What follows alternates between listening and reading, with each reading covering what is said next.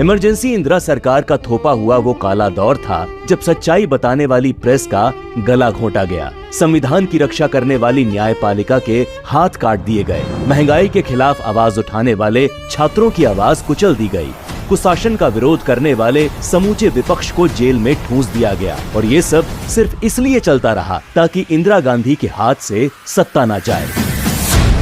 Emergency के दौर में भारत की जेलों में होने वाली यातनाएं अंग्रेजी राज के काला पानी की याद दिला रही थी।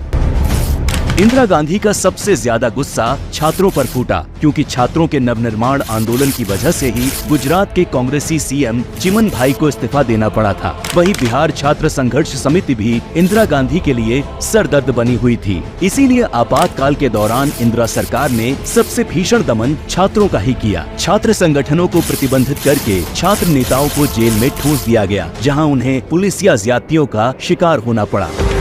तब के दिल्ली छात्र संघ अध्यक्ष और एबीवीपी के नेता 22 साल के अरुण जेटली जी को भी 19 महीनों तक तिहाड़ जेल में रखा गया, जहां उन्हें खाने के लिए मक्खियां तैरती पानीदार दाल और अधपकी रोटियां दी जाती थी। दिल्ली के जसवीर सिंह को उल्टा करके इस तरह पीटा गया कि चोट के प्रमाण न रहे। रेलवे ट्रेड यूनियन नेता जॉर्ज फर्नांडिस के भाई लॉरेंस फर्नांडिस को इतना पीटा गया कि वो सालों तक सीधा खड़ा नहीं हो पाए। इस दौरान किश्तया गौड़ और भूमया तक को फांसी दे दी गई। मीसा और डीआईआर कानून बनाकर लाखों लोगों को जेल में डाला गया, जहां बर्फ की सिल्लियों पर लेटाकर सत्याग्रहियों को पीटा जाता था। उनकी उंगलियों पर कुर्सी रखकर उस पर बैठा जाता था। बेहोश होने तक चाबुक से घंटों पीटा जाता। कई दिनों तक भूखा प्यासा तड़पाया जाता और इस दमन के खिलाफ कहीं आवाज नहीं उठाई जा सकती थी। सिर्फ आम जनता ही नहीं, विपक्ष के बड़े नेताओं को भी इस सरकारी दमन का शिकार होना पड़ा। 25 जून 1975 को जयप्रकाश नारायण ने दिल्ली के रामलीला मैदान में करीब 1 लाख लोगों की जनसभा को संबोधित किया, जहां उन्होंने कांग्रेसी सरकार को चुनौती देते हुए सिंहासन खाली करो की जनता आती है नारा लगाया। इस सभा से इंदिरा गांधी इतनी घबरा गईं कि तुरंत जेपी समेत सभी प्रमुख विपक्षी नेताओं को गिरफ्तार करने का आदेश देते हुए उसी रात देश पर आपातकाल थोप दिया गया।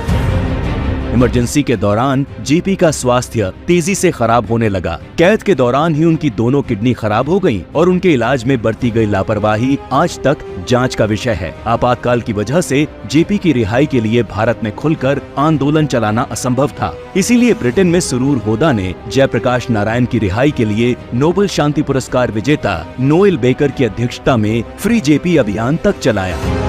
जेपी की तरह ही वाजपेयी जी को भी आपातकाल के दौरान खराब स्वास्थ्य की वजह से कई महीनों तक एम्स में भर्ती रहना पड़ा। आगे भी लंबे समय तक वाजपेयी जी को आपातकाल के दौरान उपजी स्वास्थ्य समस्याओं से जूझना पड़ा। इसके अलावा मोरारजी देसाई, चौधरी चरण सिंह, लाल कृष्ण आडवाणी, विजय राजे सिंधिया, मुलायम सिंह यादव, महारानी गायत्री देवी, राज नारायण, जेबी कृपलानी, जॉर्ज फर्नांडिस जैसे नेताओं को आपातकाल के दौरान जेल में बंद रखा गया।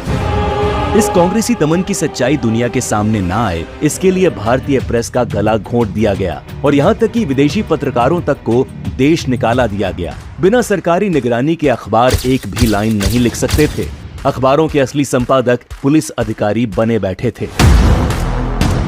आपातकाल के 19 महीनों में 327 पत्रकारों को जेल, 3801 अखबार जब्त, 290 के सरकारी विज्ञापन बंद, करीब 60 लाख लोगों की नसबंदी, करीब 5 से 7 लाख लोग हुए बेघर। आज चाहे कांग्रेस अपने इस कलंकित तानाशाही इतिहास को छुपाकर कितना भी लोकतांत्रिक फ्री स्पीच की बात करे, लेकिन भारत की 140 करोड़ की जनता इस कांग्रेसी दमन को न भूलेगी न माफ करेगी।